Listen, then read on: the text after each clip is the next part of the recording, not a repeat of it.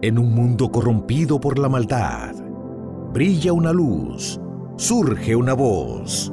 Abad Padre. Abba, Padre. Abba, Padre. Queremos escuchar tu voz.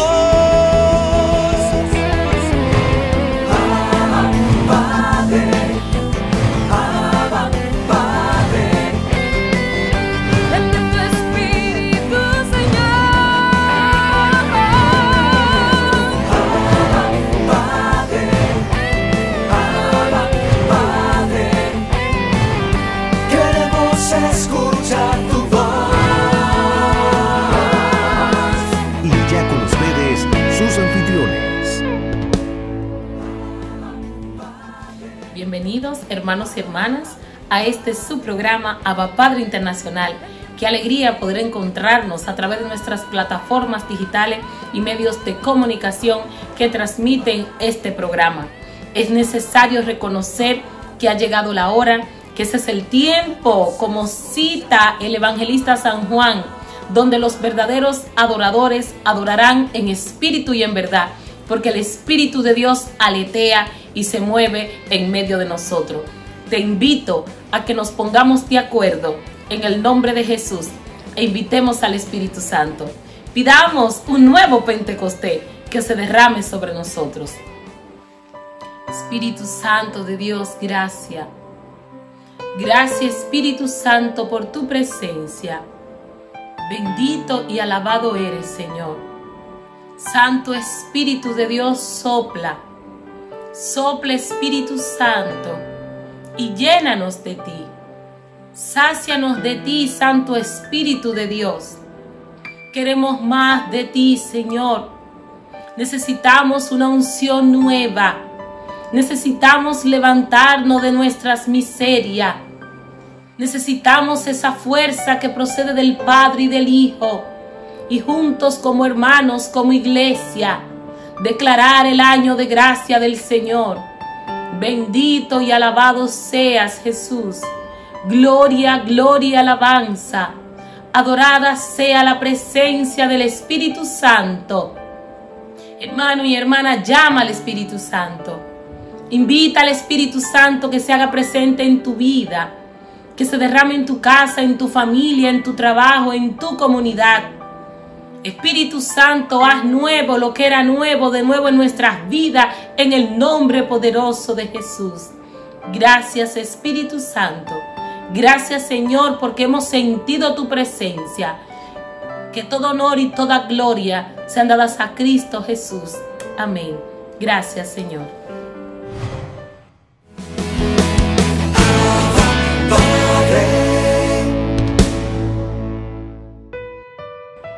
Mis hermanos, hoy reflexionamos con la lectura del Santo Evangelio según San Lucas en el capítulo 17, en los versos del 26 al 37.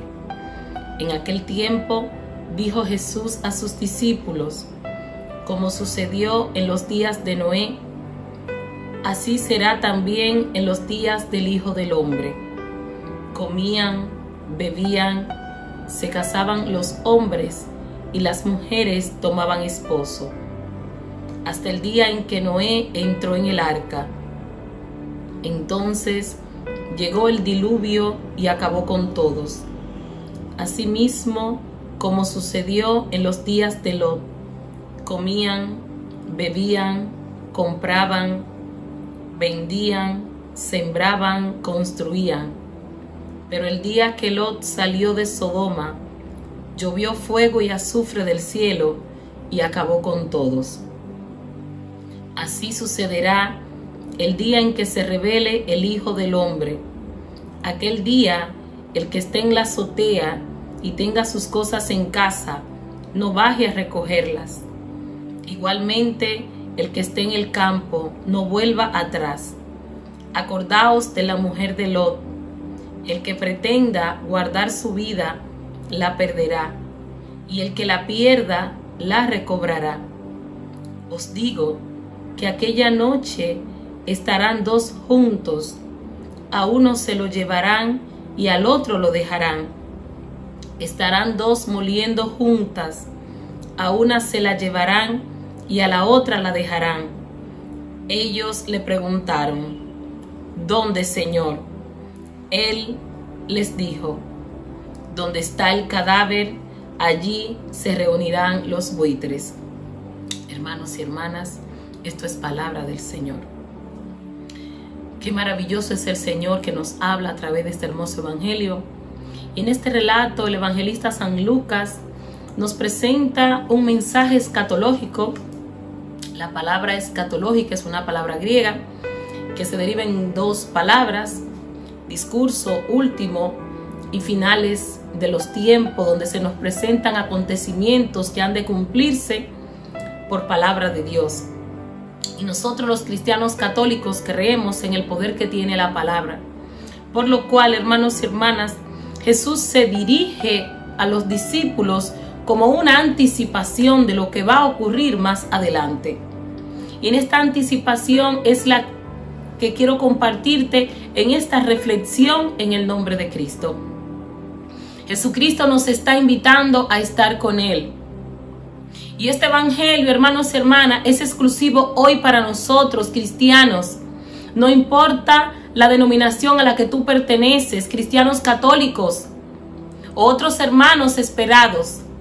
La palabra de Cristo nos habla a nosotros y nos invita a que tenemos que estar atentos, estar en vela, vigilante al cumplimiento de esta palabra. Este mensaje hoy es para nosotros. Jesucristo nos está invitando que tenemos que estar preparados. Tú y yo, hermanos y hermanas, tenemos años escuchando que Cristo viene, que se aproxima la venida de Cristo.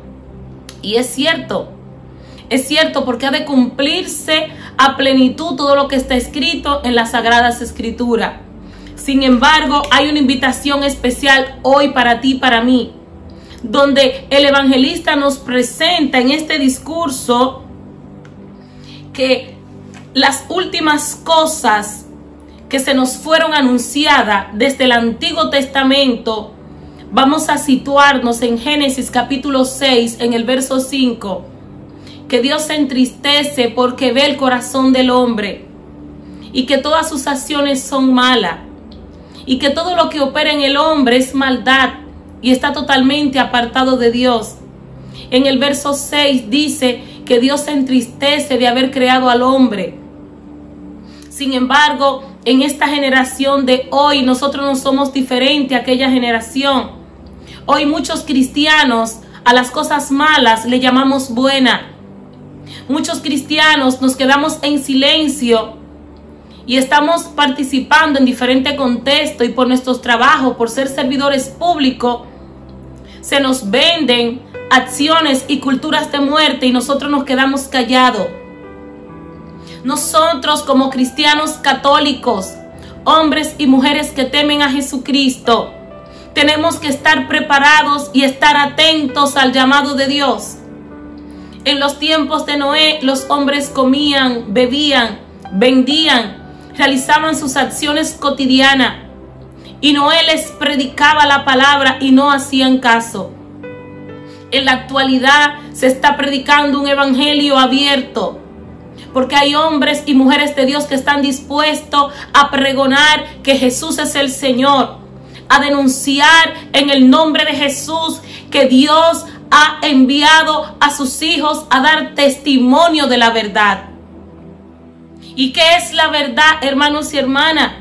Así como Pilato preguntó a Jesucristo, por lo cual él no pudo entender, porque Cristo le responde: yo soy la verdad. Y tú y yo tenemos que tener esa misma posición hoy, sin importar la posición que tú y yo estemos representando en las diferentes instituciones del Estado, públicas y privadas.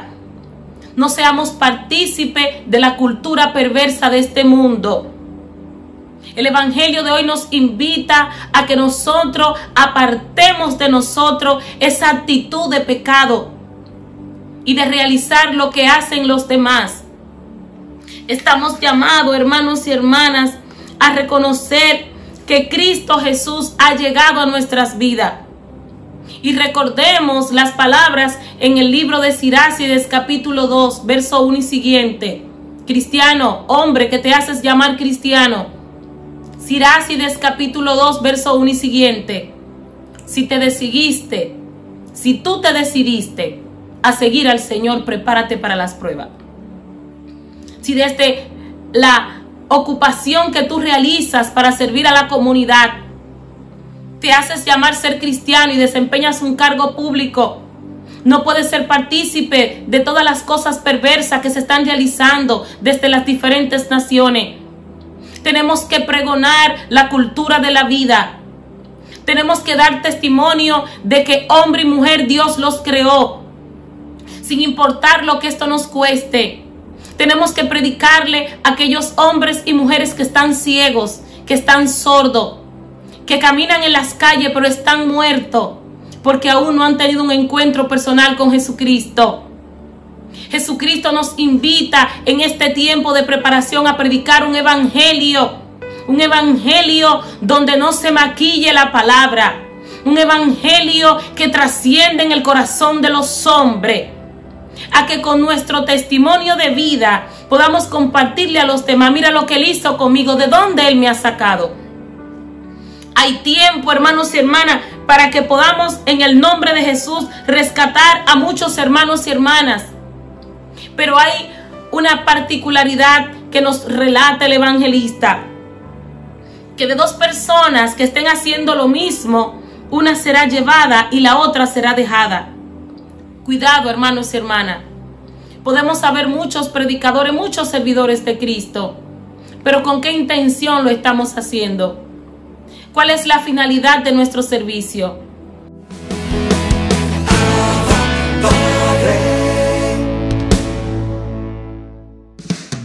Abba Padre es la revista digital disponible para ti, gratis y mensual. Búscale y comparte la revista digital Abba Padre con temas relevantes para una nueva evangelización con alegría y ardor. Abba Padre, el medio espiritual más completo, práctico y actual para apoyar, animar y difundir la obra santa de los evangelizadores hispanoparlantes de hoy. Gratis y mensual. Abba Padre, la revista digital.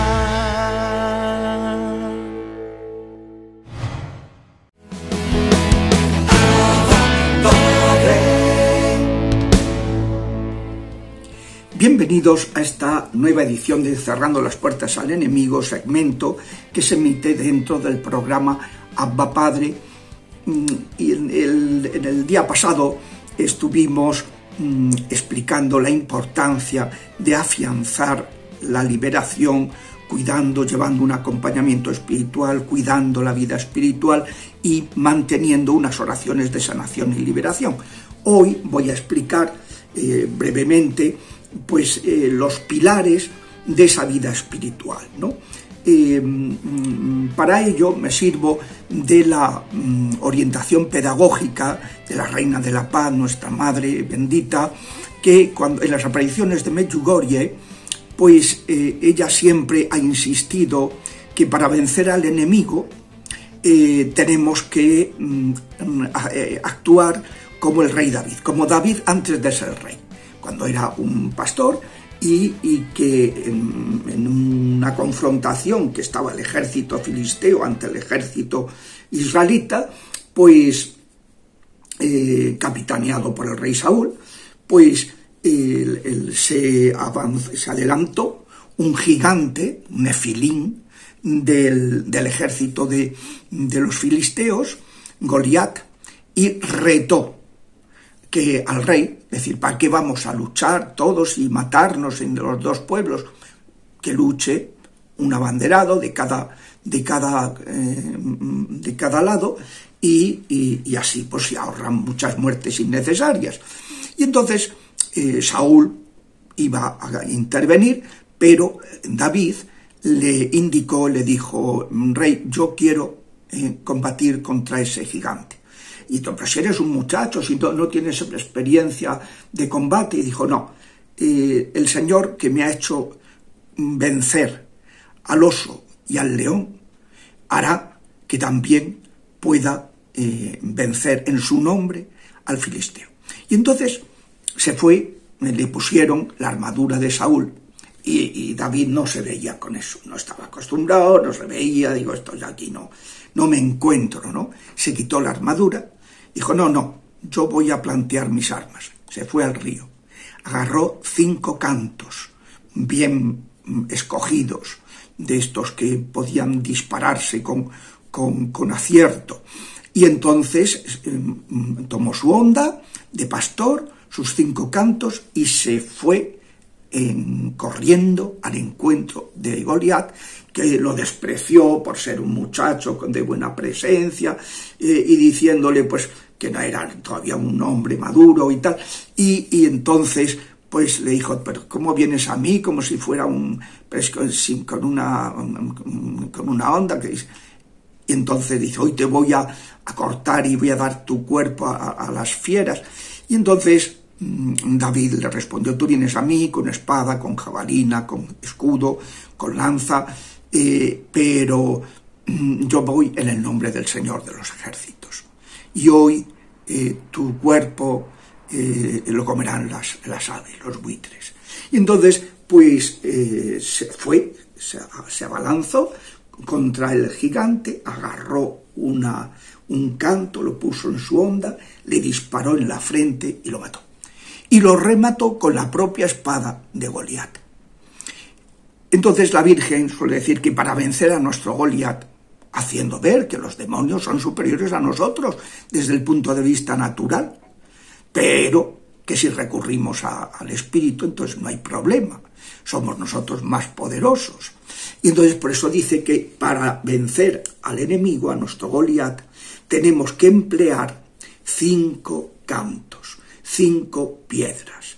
La primera es la oración, especialmente el Santo Rosario, que es la oración de la mano de María. La vida de oración es clave. Una persona no puede tener una vida espiritual bien afianzada si no tiene el fundamento de la oración. Y el primer paso es ese, porque, como explicó San Juan Pablo II, la oración del Rosario integra la tradición oriental de lo que se llama la oración esicasta, el repetir, invocar al Señor. Señor, ten piedad de mí, Señor, ven, Señor Jesús, Maranatá. Bueno, pues ese es un tipo de oración esicasta que en el Rosario se hace repitiendo las Ave Marías. Y en segundo lugar, la tradición de la oración occidental, que es la meditación. En el Rosario se medita la vida del Señor en esas 20 escenas y se va invocando al Señor de la mano de la Virgen para que ese misterio se haga realidad en nuestra vida. El primero, la oración, empezando por el Rosario. El segundo es el ayuno, en aquellos excesos que cada uno debe corregir. ¿Qué es el ayuno? Corregir los excesos que tenemos, tanto en el plano físico como en el plano emocional. Pues cada uno conoce sus excesos, y entonces unos tienen pereza, otros están afectados de gula, otros de adicciones, otros de excesos de avaricia, de demasiado teléfono, demasiada internet, demasiada televisión, yo qué sé. Cada uno en la comida, siempre empezando por lo más elemental, que es la comida, ¿no? Porque es el impulso más básico, la supervivencia, y lo más alto no se sostiene sin lo más bajo. O sea, que no basta con decir, bueno, yo hago un ayuno, como suele hacerse la gente allí en Medjugorje de los miércoles y los viernes, siguiendo la tradición que se hacía en Cuaresma antiguamente. Yo hago ese ayuno miércoles y viernes y tal, a pan y agua, por ejemplo, lo que sea, o el ayuno tradicional de la Iglesia, que es hacer una comida normal al mediodía y una pequeña colación en el desayuno y en la cena. Una pequeña colación y no picotear entre horas, ¿no? Salvo agua, ¿no? Pues bien, pues esos ayunos están muy bien, pero no hay que quedarse en ellos, hay que ir a un ayuno más profundo de los excesos que cada uno tiene. El tercer pilar de esas 5 piedras, de esos 5 apoyos de la vida espiritual, es la vida eucarística. La Santa Misa, la visita al Santísimo, la adoración eucarística, la comunión espiritual, girar, centrar nuestra vida en Jesús. Y Jesús ha querido quedarse entre nosotros, real, verdadera y sustancialmente presente, por medio de la Eucaristía. En consecuencia, tiene que ser el centro, como dice el Concilio Vaticano II, centro y el culmen de toda la vida de la Iglesia, y el centro y la fuente de la vida de cada cristiano ha de ser Jesús, Eucaristía. Por tanto, es otro pilar, que hay que ayudarle al liberado a que lo afiance bien, que tenga una vida de oración, el rezo del rosario, que empiece a practicar o que siga practicando el ayuno en aquellos puntos donde el Señor, el Espíritu Santo, le ayude a darse cuenta que debe corregirse, y tener una vida eucarística pues sólida y consistente. La cuarta piedra, el cuarto apoyo, es la confesión sacramental, que además facilita el tener pues un acompañamiento espiritual. Y la Virgen dice que al menos mensual. En la práctica de la confesión frecuente es algo que el Espíritu Santo ha ido acentuando en la Iglesia en los últimos siglos. Al principio, pues, como la gente se bautizaba, desde adultos, mayores y tal, reservaban la penitencia unas pocas veces, a veces pues a momentos así especiales. No había una práctica para los de una confesión frecuente.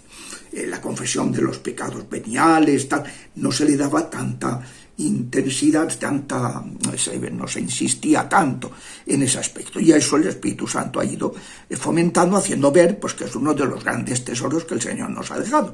Y la quinta piedra, el quinto apoyo, es la palabra de Dios, la formación cristiana, que puede ser en forma de lección divina, para lo cual, o sea, la lectura meditada de la palabra misma de Dios, o puede ser también completándolo pues con, por ejemplo, un curso de Biblia para poder entender bien la palabra de Dios, que ya aprovecho además, por cierto, a recordar que en la página web del libro Las 6 Puertas hay dos cursos de Biblia, uno ya completo, más breve, y otro más extenso que estoy dando ahora mismo, que en la parroquia de San Agustín de Madrid. Entonces, pues un curso, o sea, formarse, porque si no, luego uno no entiende la escritura, y aparte de otros aspectos de formación cristiana que uno pueda cuidar. O sea, la formación, la confesión sacramental frecuente, la vida eucarística, el ayuno, es decir, el espíritu de penitencia, y la oración, particularmente el Santo Rosario, son una base sólida sobre la que edificar una vida espiritual.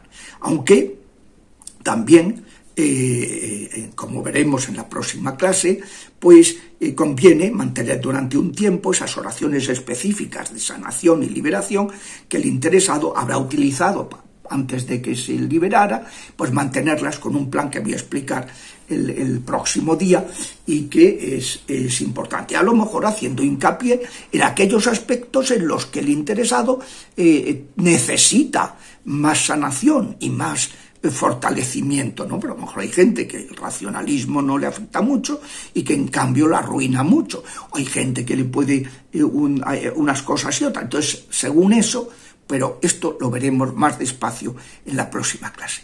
Hasta la semana que viene, si Dios quiere.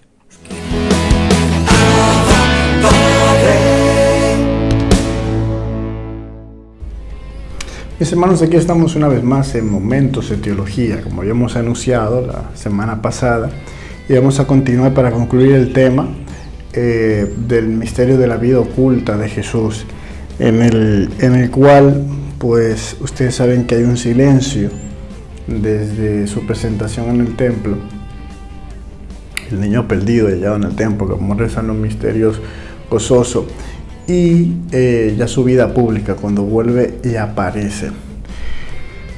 Yo les comentaba que habían algunos evangelios apócrifos que utilizaban pues la creatividad, etcétera, para poder llenar ese hueco. Y yo entiendo que muchas personas, o sea, también dentro de la misma iglesia, utilizó a veces los apócrifos para pues algunas devociones, ponerlas de manifiesto. Por ejemplo, en los apócrifos hay una historia de María, una parte en la cual habla de cómo María se consagró al templo como virgen, pero, o sea, cuando se le hace el estudio textual o la crítica al texto, pues se da cuenta de que data de muchos años después, algunos hasta del siglo ya XII después de Cristo, o sea, muchos años después. Los evangelios apócrifos son los evangelios que no pertenecen al canon. Lo hemos hablado en otras ocasiones dentro del momento de teología, cuando tocábamos el tema de la Sagrada Escritura, porque están esos libros y no otros en la Biblia, pues porque pertenecen al canon, que son lo que la Iglesia pues tomó como verdaderamente inspirados por Dios. Y habían otros escritos pues con corrientes gnósticas, que fue una de las herejías del primer siglo, de los primeros siglos de la Iglesia, en el cual había como un conocimiento oculto para unos pocos. Y estos gnósticos pues tenían sus ideas, mucho dualismo, mucho ver en la carne algo negativo, en lo material algo negativo. Y nosotros los cristianos pues siempre hemos visto que aunque haya esa dualidad, la materia no es mala, sino que aquello ha sido querida por Dios, y tanto así que Jesús pues ahora Él tomó esa materia humana, esa carne, lo material, aquel que era solamente espíritu. Todos estos evangelios apócrifos, mucha gente también, al no conocer o no estudiar, pues entendía como que la iglesia tenía eso oculto, que eran los verdaderos evangelios. Yo a veces me topo con el internet, uno se topa a veces en YouTube y cosas así con personas. Hay un evangelio que la iglesia no quería que tú conocieras, los escritos, la verdadera vida de Jesús, y son evangelios pues eso, apócrifos. Hay evangelio de San Pedro, evangelio de Judas, o evangelio de Nicodemo, entonces de Santiago. Hay algunos evangelios, hay hasta películas que le hicieron en base a sus evangelios, como que me acuerdo yo que creo que la de Stigmata, una que trata de una chica que recibe las llagas de Jesús, y lo hacen en base a un evangelio apócrifo. En fin, cada uno de esos escritos están ahí.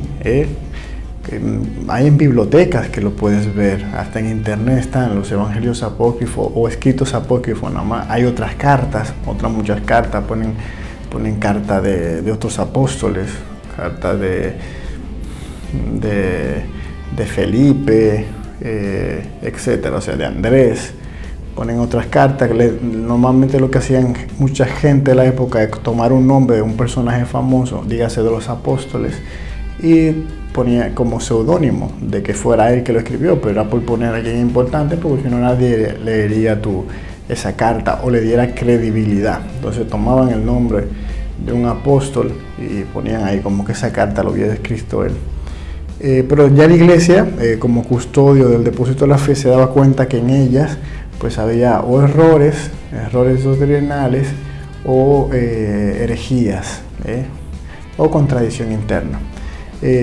Pues en fin, muchos pues autores hasta católicos y piadosos pues han utilizado algunas que otras veces parte de los apócrifos para la devoción. Hay alguno donde trata la infancia de Jesús haciendo pajaritos con el barro,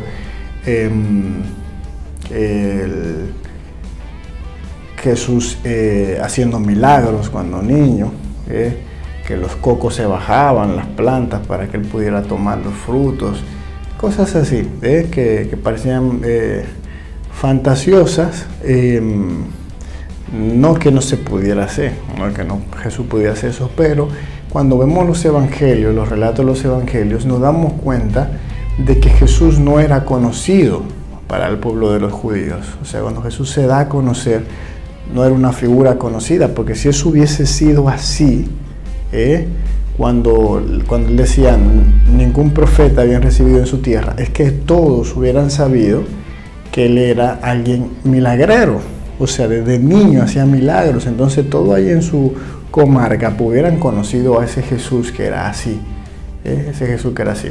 Algunos para entonces diferenciar eso, entonces lo que hacen es que ponen a Jesús, que Jesús es un itinerante, o sea que él después se va y viaja y aprende de otros maestros espirituales y vuelve. Pero claro, estas personas que piensan así son personas que ven en Jesús un maestro más, una persona más, un iluminado más, no como nuestra religión lo cree y confirma que Él es Dios, el Hijo de Dios. Entonces, en esta crítica interna se ve que no compagina con ese Jesús que se mantuvo pues una vida normal, una vida cotidiana, una vida simple con sus padres. Era lo que le comentaba en la clase pasada. Entonces la iglesia no tiene unos libros ocultos ahí que no quiere que nadie conozca. Los apócrifos están ahí, de verdad. Ustedes se meten a Google y buscan el listado, el catálogo. Son muchos libros apócrifos y si quieres lo puedes leer. Yo me llegué a leer muchos libros apócrifos solamente por curiosidad. Por ejemplo, el Evangelio de Nicodemo. El Evangelio de Nicodemo, por ejemplo, es aquel que narra el descenso de Jesús a los infiernos. O sea, cuenta cuando Jesús muere, cómo hay una pelea ahí, hasta destronan a Satanás. Es interesante. Y quieren como apresar a Jesús, ponen a hablar a todos los patriarcas, desde Adán hasta David, y como luego Jesús entra en gloria allá abajo y rescata. Es más, en esa historia hablan del buen ladrón, que como llega al cielo. En fin, son historias bonitas, piadosas, pero de que no son históricamente, no son aprobadas por la iglesia con total su historicidad. En fin, hay muchos evangelios, algunos muy parecidos a los evangelios, como el Evangelio de Tomás. Ese fue el que tomaron para la película esta de Stigmata, el de ahí. Y como que la iglesia quería ocultar ese evangelio. Hay una trama ahí en cuanto a eso, pero eso siempre ha estado ahí, lo han podido ver. También el Código Da Vinci, me parece, también hay alguno que otro evangelio apócrifo que usan de referencia para hacer esa historia. Pero la realidad es que Jesús fue una persona normal, trató de vivir como un ser humano normal hasta que llegó su hora. Por eso, aunque su madre le pide que haga un milagro, él dice: no ha llegado mi hora, porque él no hacía milagros hasta que no llegó su hora. María es la que adelanta ese momento mesiánico con su intercesión, y Jesús de ese momento es que comienza una vida pública de milagros. Entonces ya la gente después, por eso digo, cuando llega a su propio donde están los suyos, los cerca de Nazaret, dicen: pero este no es el hijo del carpintero, no es este, y sus hermanos están por aquí, hablando de sus parientes, primos, tíos, vecinos. No es él, o sea, normal, el que estaba ahí. O sea, ¿cómo este viene? ¿De dónde le sale esta sabiduría? Porque él vivía una vida oculta normal, ¿de acuerdo? Entonces es como un ejemplo de humildad Jesús para nosotros, en ese sentido. Él trató de vivir una vida religiosa judía normal, observando la ley y todo de los judíos. Él iba a su sinagoga y todo eso normal, como cualquier otro. Lo único así que fuera de lo normal, pues ya saben que fue cuando él se pierde en el templo, que cuando él estaba hablando se sorprendían de él siendo un niño la sabiduría que salía de su boca. Pero esa fue la única escapada que Jesús hizo. Después de ahí dice la palabra que se mantenía sometido a su Padre y crecía en sabiduría, en tamaño y sabiduría. Y gracia ante Dios y los hombres. Por eso, con la sumisión que él tenía a su madre y a su padre legal, Jesús por eso cumple todos los mandamientos. Cumple, por ejemplo, el cuarto mandamiento. Y es una imagen temporal de su obediencia filial a su Padre, el Padre Celestial. Y por eso esa sumisión cotidiana de Jesús a José y a María anunciaba y anticipaba la sumisión del Jueves Santo. No se haga mi voluntad, sino la tuya, Señor, cuando pase de mí este cáliz. Por eso esa obediencia cotidiana de Jesús inauguraba pues ya esa obra de restauración de la desobediencia de Adán que él había destruido al hacer lo que Dios le había dicho que no hiciera. La vida oculta de Jesús en Nazaret, por tanto, nos permite a todos entrar en comunión con Jesús a través de los caminos más ordinarios de la vida humana. Hay mucha gente, por eso es que yo le digo, o sea, Dios, muchas veces uno quiere hacer las cosas extraordinarias de los santos, hacer las cosas extraordinarias, que hizo 40 días de ayuno, que el santo pues vestía de sayal todo el tiempo, aguantaba el frío, aguantaba el calor y tal. Jesús vivió una vida ordinaria normal, normal, o sea, haciendo las cosas que tenía que hacer, lo de su estado, ser un buen hijo, ayudar a su papá en la carpintería, o sea, cuando tenía que jugar, jugaba como cualquier niño, tenía que ir a aprender, por iba y aprendía con los demás niños a la sinagoga. Vivió una vida normal y natural. Entonces lo mismo que a nosotros nos toca, vivir una vida normal y natural, siempre y cuando con esa connotación de la fe que la fe nos da, de ser otro Cristo, y para ser otro Cristo pues hay que ser igual que Él es el ejemplo. Y hay algo muy bonito que quiero leerles, que es una homilía de Pablo VI, la homilía en el Templo de la Anunciación de la Virgen María. Eso fue el 5 de enero de 1964. Miren qué bonito el Papa. Nazaret es la escuela donde empieza a entenderse la vida de Jesús. Es la escuela donde se inicia el conocimiento de su Evangelio. Su primera lección es el silencio. ¿Cómo desearíamos que se renovara y fortaleciera en nosotros el amor al silencio? Este admirable e indispensable hábito del espíritu tan necesario para nosotros. Se nos ofrece además una lección de vida familiar, que Nazaret nos enseña el significado de la familia, su comunión de amor, su sencilla y austera belleza, su carácter sagrado e inviolable. Finalmente, aquí aprendemos también la lección de trabajo. Nazaret, la casa del hijo del artesano. Cómo deseamos comprender más en este lugar la austera pero redentora ley del trabajo humano y exaltarla debidamente. Queremos finalmente saludar desde aquí a todos los trabajadores del mundo y señalarles al gran modelo, al hermano divino. Es bonito, curiosamente los papas siempre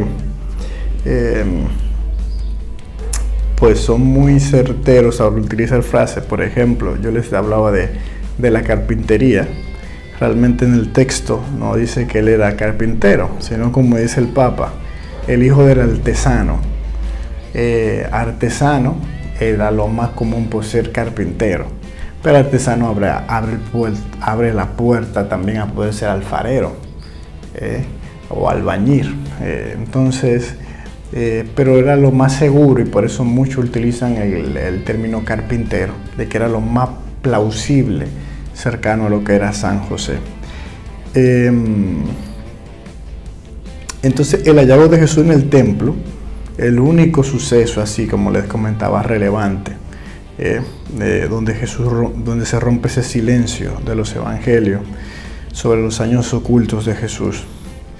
Pues eso deja ver entre ellos su consagración total y su misión derivada de su filiación divina. Por eso ahí sale, no sabía que debía estar en los asuntos de mi Padre. Es por su relevancia teológica que el hagiógrafo, el evangelista, pues lo saca a colación por su importancia. María y José no comprendieron estas palabras, pero la cogieron en la fe.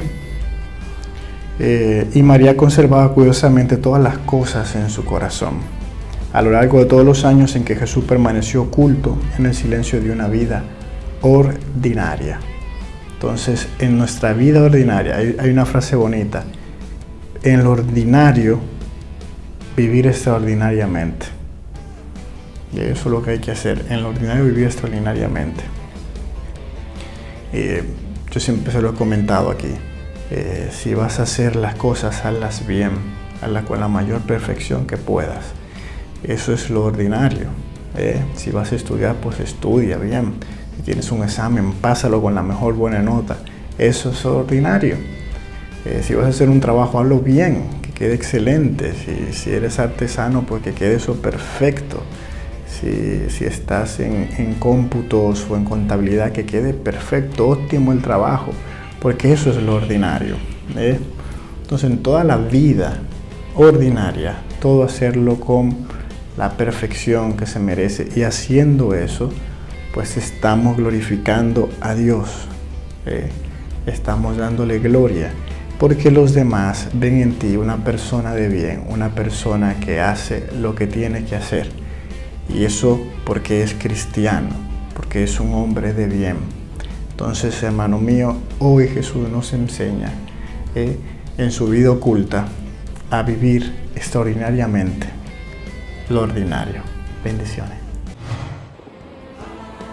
Así despedimos tu programa Abba Padre Internacional, dando gracias a Dios por esta oportunidad de llegar a tantos corazones de hermanos y hermanas que se encuentran en necesidad de Dios. Recuerda que Abba Padre Internacional es una comunidad de hermanos y hermanas que alaban y glorifican la presencia del Padre en honor a Jesucristo nuestro Señor, por la intercesión de la Santísima Virgen de la Alta Gracia. Escríbenos a través de las redes sociales, y si es la primera vez que nos escucha y este mensaje ha llegado a tu vida, dile sí al Señor, haz clic a la campanita para que formes parte de esta gran familia. Hasta una próxima, hermanos y hermanas.